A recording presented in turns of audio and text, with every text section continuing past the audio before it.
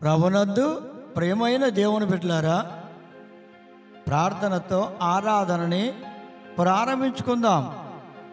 స్తోత్రం తండ్రి, సర్వశక్తిమంతుడవు, జాలిగల దేవుడవు, వాత్సల్యత కనికరం గల దేవుడవు. దేవా, మీ దివ్యమైన వెలుగులో బిడ్డల్ని నడిపించండి. మీ వాక్యము బిడ్డలకి అనుగ్రహించండి. మీ వాక్యం చేత బలపరచండి, స్థిరపరచండి, నడిపించండి. ఆత్మచేత బిడ్డల్ని ఆదరించమని ప్రార్థన చేస్తున్నాను. ఏ వాక్యము నీ బిడ్డల జీవితాలకి అవసరమో అట్టి పరలోక సంగతులను బయలుపరిచి మహిమ, ఘనత, ప్రభావాలు పొందమని యేసయ్య పరిశుద్ధ నామమును బట్టి ప్రార్థించి వాడుకొనుచున్నాం తండ్రి, ఆమేన్. స్వర్ణకుమారి పాట పాడిన తరువాత వాక్యాన్ని విందాం.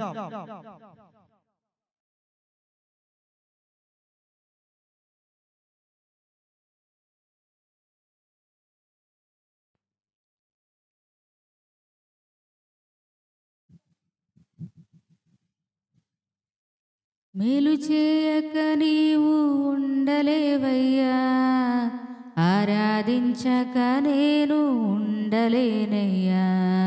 మేలు చేయక నీవు ఉండలేవయ్యా, ఆరాధించక నేను ఉండలేనయ్యా. యేసయ్యా, యేసయ్యా, యేసయ్యా, యేసయ్యా, యేసయ్యా, యేసయ్యా, యేసయ్యా. మేలు చేయక నీవు ఉండలేవయ్యా, ఆరాధించక నేను ఉండలేనయ్యా. నిన్ను నమ్మినట్లు నేను వేరే ఎవరిని నమ్మలేదయ్యా. నీకు నాకు మధ్య దూరం తొలగించావు వదిలుండలేక. నిన్ను నమ్మినట్లు నేను వేరే ఎవరిని నమ్మలేదయ్యా. నీకు నాకు మధ్య దూరం తొలగించావు వదిలుండలేక. నానందం కోరేవాడా, నాశలు తీర్చేవాడా, నానందం కోరేవాడా, నాశలు తీర్చేవాడా. క్రియలున్న ప్రేమానిది, నిజమైన ధన్యత నాది. యేసయ్యా, యేసయ్యా,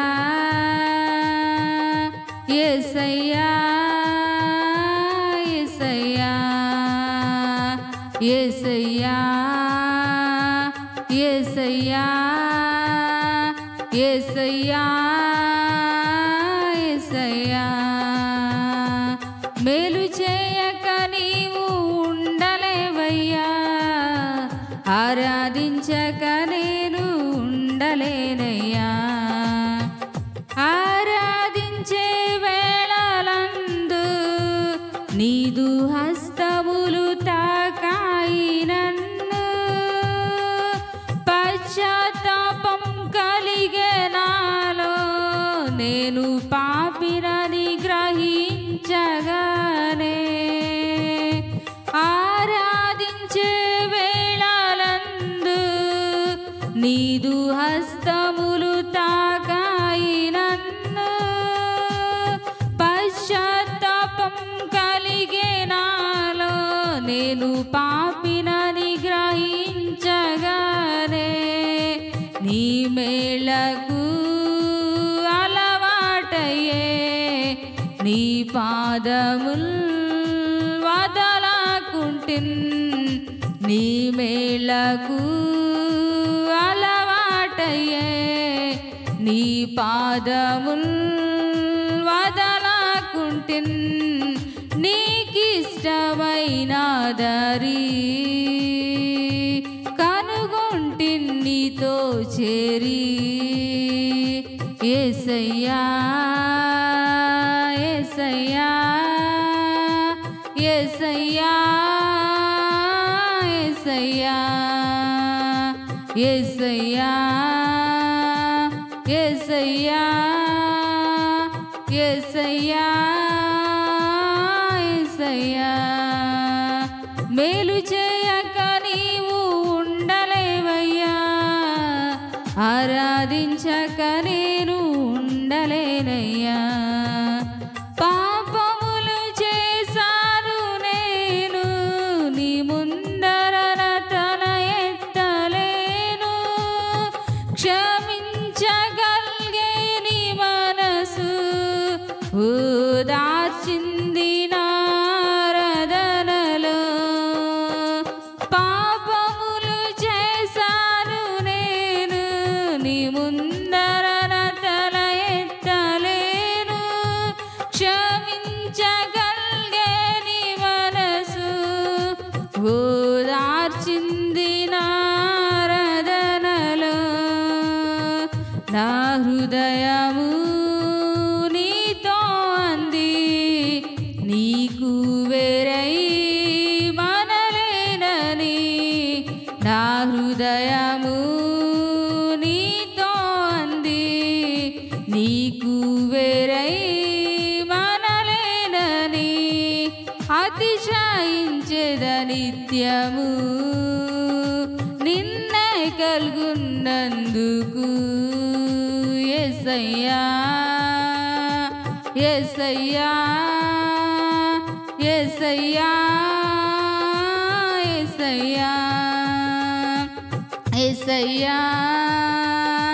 యేసయ్యా యేసయ్యా యేసయ్యా మేలు చేయక నీవు ఉండలేవయ్యా ఆరాధించక నేను ఉండలేనయ్యా మేలు చేయక నీవు ఉండలేవయ్యా ఆరాధించక నేను ఉండలేనయ్యా యేసయ్యా యేసయ్యా యేసయ్యా యేసయ్యా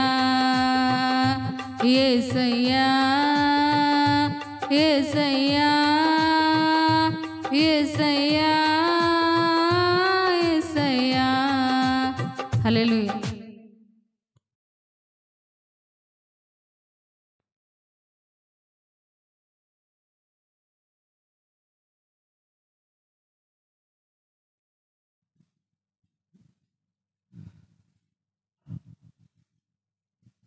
ప్రభునందు ప్రియమైన దేవుని బిడ్డలారా, వాక్యాన్ని విందాం. మత్తయి సువార్త 13వ అధ్యాయం 47, 48 వచనములు. మరియు పరలోక రాజ్యము సముద్రములో వేయబడి నానా విధములైన చేపలను పట్టిన వలను పోలియున్నది. అది నిండినప్పుడు దానిని దరికి లాగి కూర్చుండి మంచి వాటిని గంపలలో చేర్చి చెడ్డ వాటిని బయట పారవేయుదురు. ప్రియమైన దేవుని బిడ్డలారా, పరలోక రాజ్యము దేనిని పోలి ఉన్నది అన్న సంగతి చక్కగా అర్థం అవడానికి మనుష్యులకు యేసు ప్రభువారు ఉపమాన రీతిగా చెప్పడం జరిగింది.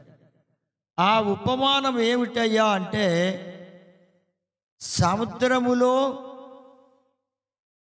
వల ద్వారా పట్టిన చేపలను గూర్చి, వలను గూర్చి చెప్పబడుతుంది.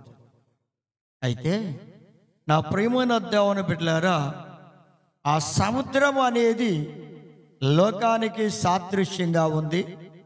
వల అనేది వాక్యానికి సాదృశ్యంగా ఉంది. నానా విధములైన చేపలు. ఏమిటా చేపలు అంటే విశ్వాసులు, నామకార్థ క్రైస్తవులు, వేషధారులు, అలాగే లోకస్తులతో వల నిండి ఉన్నది. అందుకే ఇక్కడ అంటున్నాడు, వారు మంచి వాటిని గంపలలో చేర్చి చెడ్డ వాటిని బయట పారవేస్తున్నారు. అంటే cast the bad away, cast the bad away. చెడ్డ వాటిని ఏరి పారవేస్తున్నారు. ఏరి పారవేయడమే. ఇక చెడ్డ వాటిని దానిలో ఉంచకుండా వాటిని ఏరి పారవేస్తున్నారు. అవును ప్రేమను అద్దామని బిడ్డలారా, చెడ్డ వాటిని ఏరి పారవేయాలి. మార్కు సువార్త 7వ అధ్యాయం 21, 22 వచనాల్లో చూస్తే ఏమిటది అంటే హృదయములో ఉన్న వాటిని ఏరి పారవేయాలి.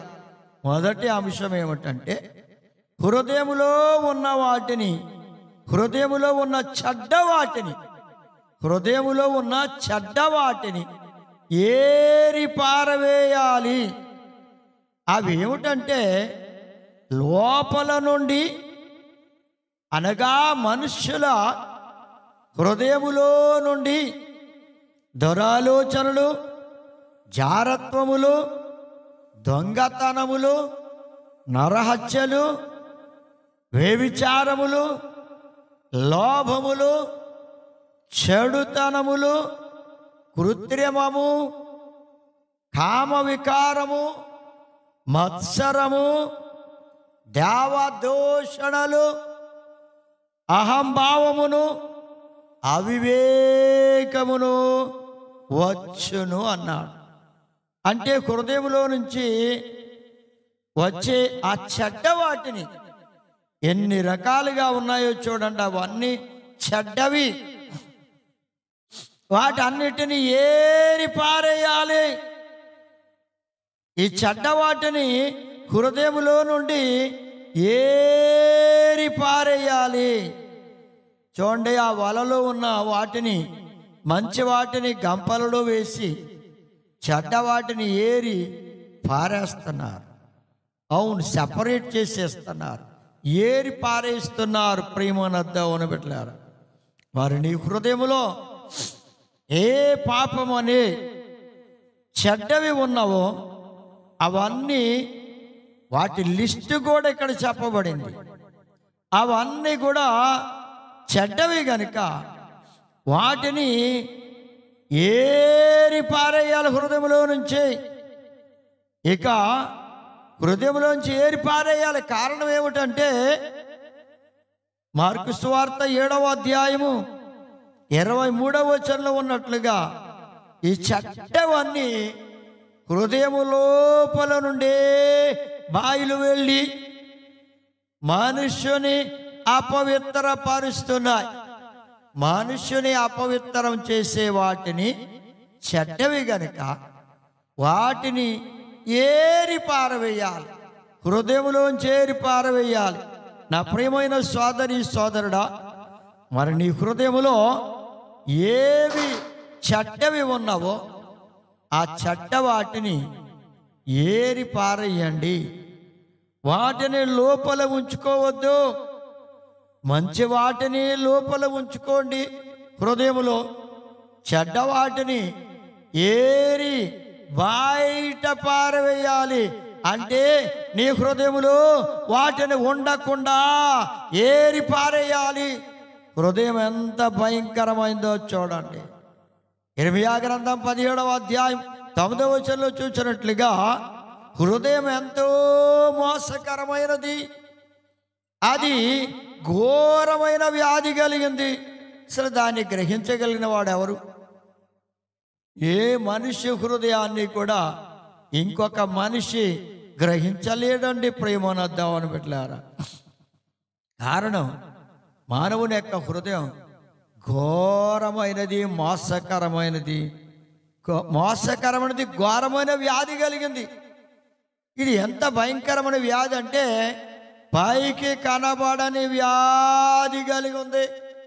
ఈ వ్యాధి మనిషి జీవితాన్ని అపవిత్రం చేస్తుంది, రోగగ్రస్తం అయిపోయేలా చేస్తుంది, భయంకరమైన కార్యాలకి గురి చేస్తుంది, జీవితం అంతా పాడు చేస్తుంది, ఆత్మలో నెమ్మది లేకుండా చేస్తుంది, జీవితంలో మనశ్శాంతి లేకుండా చేస్తుంది. ఏం చేయాలో తోచక చచ్చిపోతే బాగుండునేమో అనుకునే పరిస్థితి మనుషులలో కలిగే అంత పరిస్థితి కనబడుతుంది ప్రేమన దేవుని బిడ్డలారా. దేనికి కారణము ఆ చెడ్డవే. ఆ చెడ్డ వాటిని హృదయములో ఉంచుకోవద్దు, వాటిని ఏరి పారేయండి. వాటిని ఏరి పారేయాలి. ఏరకుండా మంచివాడితో కలిసి ఉండనివ్వకూడదు. వాటిని ఏరి పారేయండి. అలా ఏరి పారేస్తే నీ హృదయము దేవుని మహా కృపచేత, ఆయన రక్తం చేత కడగబడి పరిశుద్ధపరచబడి పవిత్రమవుతుంది. ఇక అపవిత్రము కాదు. అపవిత్రత నుండి నీవు విడుదల పొందుతావు. కనుక నీకు నీవు పవిత్రం చేసుకోలేవు. కనుక యేసయ్య తన రక్తంతో నిన్ను పవిత్రం చేస్తాడు, నీ హృదయాన్ని శుద్ధి చేస్తాడు, పరిశుద్ధపరిచేవాడు ఆయనే. ప్రేమన్న దేవుని బిడ్డలారా, అట్టి దేవునికి నీ హృదయాన్ని అప్పగించాలి. నీ హృదయాన్ని అప్పగించాలి. నీ తలంపులకు కావలి ఉంచేవాడు ఆయనే.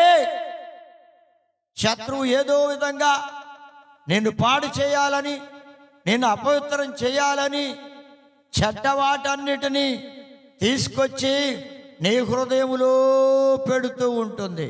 కనుక వాటిని ఏం చేయాలి? ఏరి పారేయండి. వాటిని హృదయములో ఉండనివ్వద్దు. వాటిని ఏరి పారవేయండి. హృదయం పవిత్రముగా ఉండడానికి అవకాశం ఏర్పడుతుంది.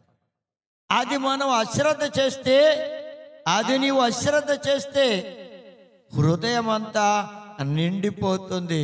మోసంతో, ఘోరమైన జబ్బుతో, చెడ్డవాటితో నిండిపోతుంది. హృదయం అంతా చెడిపోతుంది.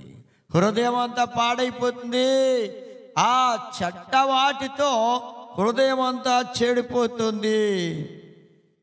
చెడిపోయిన తరువాత ఆ హృదయాన్ని బాగు చేయగలిగిన వారు ఎవరు మానవులు లేరండి. ఒక్క యేసయ్య తప్ప ఎవరు మార్చలేరు. ఎంత ఘోరమైన పాపముతో నిండిపోయిన హృదయాన్నైనా, ఎంత ఘోర పాపినైనా ఆయనే బాగు చేసేవాడు. ఆయన చిందించిన రక్తం ద్వారా నీకు విడుదల, నీకు విమోచన కలగజేసేవాడు ఆయనే. అందుచేత చెడ్డ వాటిని ఏరి పారవేయాలి. ఏరి పారవేయడానికి ఆ ప్రభువుకి నీ హృదయాన్ని అప్పగిస్తే అవన్నీ సపరేట్ చేసేస్తాడు ఆయన. ఆయన వేరు చేస్తాడు, వాటిని ఏరి పారేస్తాడు ఆయన. ఏది ఉండనివ్వడు. ఆ మంచివి మాత్రమే నీ హృదయములో ఉంటాయి. ఆయన నీ హృదయంలోనికి వచ్చి ఆయన నిన్ను ఏలుబడి చేస్తే, ఆయన నీ హృదయాన్ని ఏలేవాడిగా ఉంటే, నా ప్రియమైన దేవుని బిడ్డలారా, దుష్టునికి, ఆ చెడ్డవాటికి అసలు చోటే ఉండదు. అలాంటి గొప్ప కార్యం చేయగలిగిన వాడు ప్రభు అయిన యేసుక్రీస్తు వారు. అందుచేత ప్రేమన్న దేవుని బిడ్డలారా, నీ హృదయంలో ఇంకా ఏ చెడ్డవి ఉన్నావో ఒక్కసారి నీవు కూడా వెతుక్కోవాలి. నీవు కూడా ఆలోచించుకోవాలి. ఏ ఉన్నవో చెడ్డవి వాటిని ఏరి పారవేయడానికి సిద్ధపడు ప్రియమనొద్దామని పెట్టారు. ఇక ఆలస్యం చేయొద్దు, ఏరి పారవేయండి. ప్రభువు తన రక్తంలో నిన్ను కడిగి, నీ హృదయాన్ని కడిగి పవిత్రపరిచి ఆయనకిష్టమైన బిడ్డగా నిన్ను చేసుకుంటాడు. నీవు ఆయన బిడ్డగా ఆనందిస్తావు, సంతోషిస్తావు ప్రేమనొద్దామని పెట్టారు. అందుకే అన్నాడు. రెండవ అంశం ఏమిటంటే యెషయా గ్రంథం 5వ అధ్యాయం 2వ వచనంలో చూస్తే, ఆయన దానిని బాగుగా త్రవ్వి రాళ్లను ఏరి పారవేశను, అందులో శ్రేష్టమైన ద్రాక్ష తీగలను నాటించెను. ఇది చూడండి, యెషయా గ్రంథం 1వ అధ్యాయం 5వ అధ్యాయం 1వ వచనం. యెషయా గ్రంథం 5వ అధ్యాయం 1వ వచనంలో, సత్తువ భూమి గల కొండ మీద నా ప్రియునికి ఒక ద్రాక్ష తోట ఉండెను. అంటే ప్రియమైన దేవుని బిడ్డలారా, ద్రాక్ష తోట వేయడానికి ముందు ఆ యజమానుడు ఆ తోటను వేయడానికి ముందు ఆ భూమి ఎలాంటిదిగా ఎంచుకున్నాడంటే సత్తువ భూమి కలిగిన దానిని ఎంచుకున్నాడు. సత్తు ఉండాలి భూమికి. బలము లేని భూమిగా, శక్తి లేని భూమిగా ఉండడానికి వీల్లేదన్నాడు. సత్తువ భూమిగా. అలా నీ జీవితాన్ని, నీ హృదయాన్ని ఆయన సత్తువ భూమి గలదిగా సిద్ధం చేసి, ఎలా సిద్ధం చేస్తున్నాడంటే ఆయన అంటున్నాడు, ఆ భూమిలో ఉన్న, ఇక్కడ నేల అంటే మానవుని హృదయమే. నేల అన్నా భూమి అన్నా మానవుని యొక్క హృదయమే ప్రేమను దేవుని బిడ్డలారా. అందుచేత ఆ భూమిలో ఉన్న రాళ్లను ముందు ఏరి పారేయాలి. ఆయన ఏరి పారేస్తానన్నాడు. ద్రాక్ష తోటగా సిద్ధం చేయాలంటే, ద్రాక్ష తీగలను నాటాలి అంటే, అందులో తోటగా దాన్ని సిద్ధం చేయాలంటే ముందు ఆ సత్తువ భూమి, సత్తువ గల భూమిలో నుండి రాళ్లను ఏరి పారవేశాడండి. నా ప్రేమన దేవుని బిడ్డలారా, నీ హృదయములో ఇంకా ఏ పాపమనే రాళ్ళు మిగిలిపోయాయో వాటన్నిటినీ ఏరి పారవేసేయవలసిన పని ఉంది. వాటిని ఏరి పారవేయాలి. నీ హృదయములో ఏ రాళ్లను ఉంచుకోవద్దు. పాపమనే రాళ్ళు ఏవి ఉంచుకోవద్దు. వాటన్నిటిని ఏరి పారవేయాలి. లేకపోతే సత్తువ కలిగిన భూమి నిస్సారమైపోతుంది, శక్తి లేనిదిగా మారిపోతుంది. అలాంటి నేల మీద, భూమిలో ద్రాక్షవల్లులు నాటితే అవి ఏమి ఎదుగుతాయండి? ఎదగాలంటే ముందు అందులో ఉన్న రాళ్ళన్నీ ఏరి పారవేయాలి. దానిలో ద్రాక్ష తీగలను నాటాలి.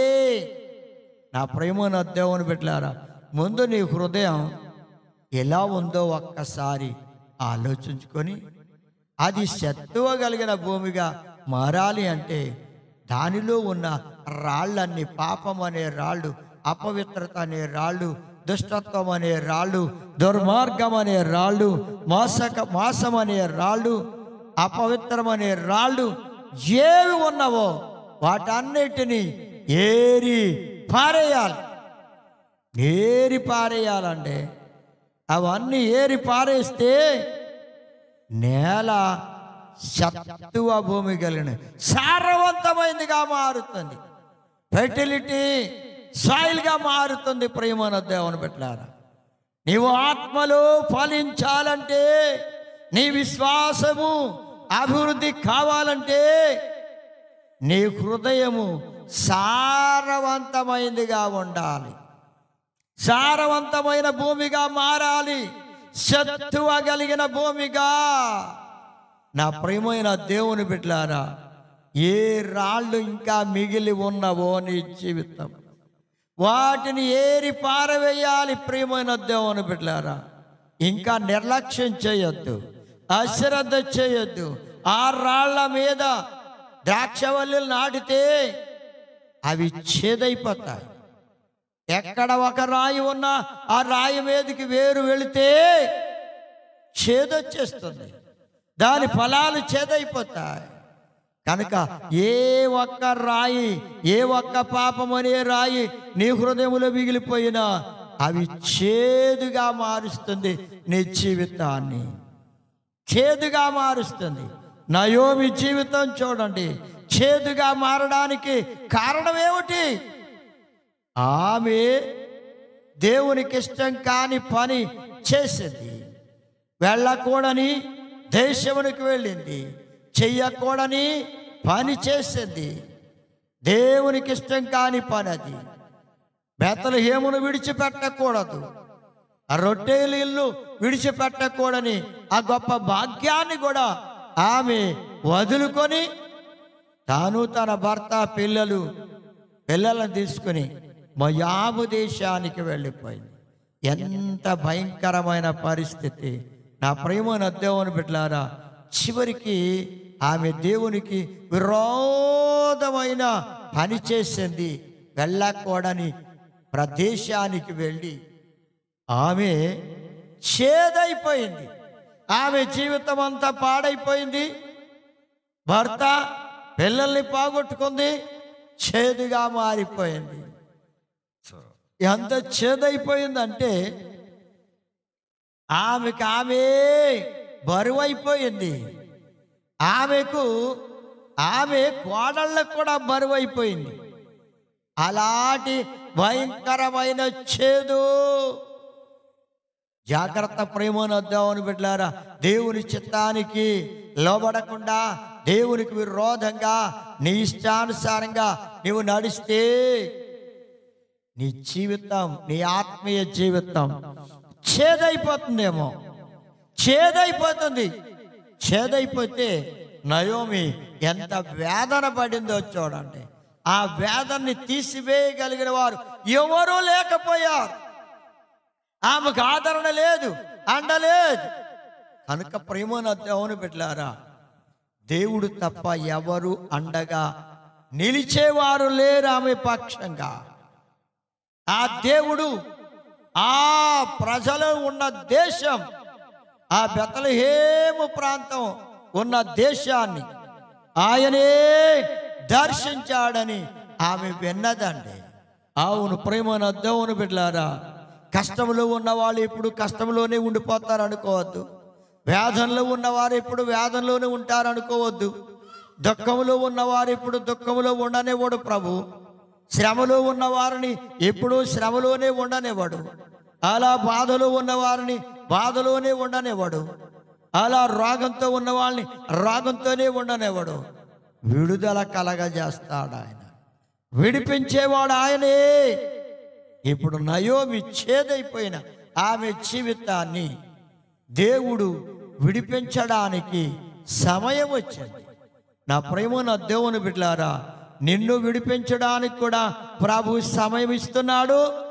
ఆ సమయాన్ని నీవు సద్వినియోగం చేసుకుంటే నీవు కూడా చేదుగా ఒకవేళ నీవు మారిపోతే ఆ చేదు నుండి నిన్ను విడిపిస్తాడు, నిన్ను విమోచిస్తాడు, నిన్ను బాగు చేస్తాడు. ప్రియమైన దేవుని బిడ్డలారా, అందుచేత ఏం చేయాలో తెలుసా? నయోమి లోతుగా తన హృదయాన్ని తవ్వడం ప్రారంభించింది. సామెతల గ్రంథం 20వ అధ్యాయము 5వ వచనంలో చూస్తే, నరుని హృదయములోని ఆలోచన లోతు నీళ్ల వంటిది, వివేకం కలిగిన వాడు దానిని పైకి చేదుకొనును. నరుని హృదయము ఆలోచన లోతైన నీళ్ల వంటిది.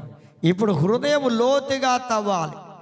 ఎక్కడ ఏ విధంగా దాగి ఉన్నవో లోతుగా తవ్వే కొద్దీ ఏ రాళ్ళు ఉన్నా అవి బయటపడతాయి.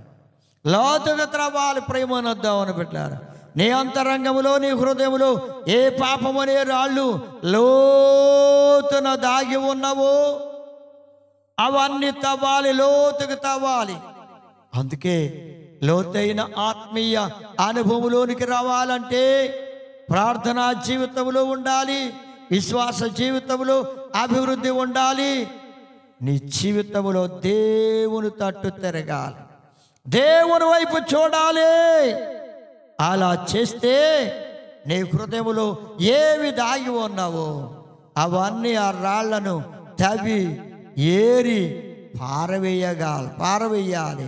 ఏరి పారవేస్తే దాని మీద ద్రాక్ష తీగలను గనక నాటితే చక్కని తోటగా మారుతుంది.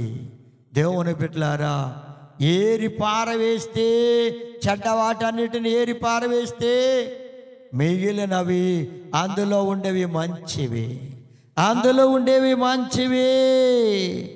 ఆ మంచి వాటిని గంపలలోకి ఎత్తినట్లుగా నా ప్రియమైన దేవుని బిడ్డలారా, నశించిపోతున్న వారిని యోధాపత్రిక 23వ వచనములు అంటాడు, అగ్నిలో నుండి లాగినట్లుగా కొందరిని రక్షించాలి. నశించిపోతూ అగ్నిగుండానికి వెళ్ళిపోతూ ఉన్న వాళ్ళని కూడా ఆ మంటల్లో నుంచి లాగాలి అంటున్నాడు. కొందరిని రక్షించాలి. శరీర సంబంధమైన వారి అపవిత్ర ప్రవర్తనకు ఏ మాత్రము ఒప్పుకొనక దానిని అసహించుకుంటూ భయముతో కొందరిని కరుణించాలి. భయముతో కొందరిని కరుణించి ప్రభు యొద్దకు నడిపించాలి. ప్రేమనొద్దామని బిడ్డలారా, నశించిపోతున్న వారి జీవితాల్ని ప్రభు యొద్దకు నడిపించాలి. ఆ గొప్ప పని నీవు చేయాలి సోదరి సోదరుడా. అందుకే మత్తయి సువార్త 13వ అధ్యాయం 41వ వచనంలో చూస్తే, మనుష్య కుమారుడు తన దూతలను పంపును, వారాయన రాజ్యములో నుండి ఆటంకములకు సకలమైన వాటిని దుర్నీతి పరులను సమకూర్చి పోగు చేసి అగ్నిగుండములో పడవేయుదురు అని ఉంది దేవుని వాక్యములు. ఇది ఎప్పుడు జరుగుతున్నాయి అంటే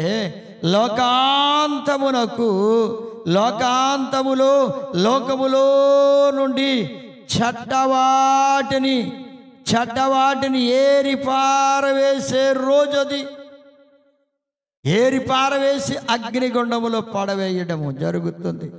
అది దేవదూతలు చేసే పని అని చక్కగా వివరించబడుతుంది. మరైతే గంపల్లోకి ఎత్తబడిన అవి మంచి చేపలన్నాం.